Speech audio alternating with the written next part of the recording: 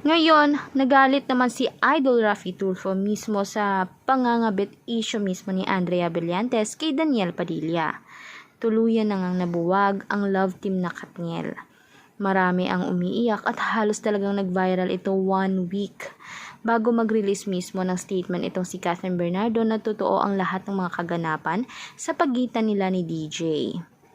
Hindi man inaakala ng lahat pero marami din naman ang nakapansin na 5 months ago ay hindi na talaga sila nagpapansinan at hindi na sila ganoong kasweet katulad ng dati. Dahil nga meron ng nalilink na babae kay Daniel at nahuhulog na rin ang loob ni Daniel dito sa girl na ito.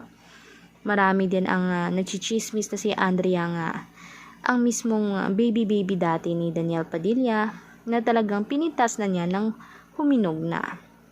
Para sa inyo ba mga kanetizen, bagay nga bang magsama itong si Daniel at Andrea at magkakaroon ng bagong love team?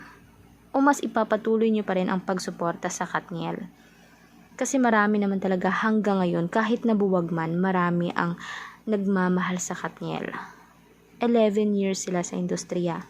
Pati na rin ang love team nila ay talagang walang makakahigit pa kahit man ang Don Bell. Alam nating kakaiba talaga ang spark at mismong dating nila.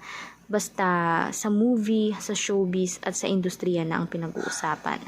Kaya mag-subscribe na mga kanetizen para sa more balita.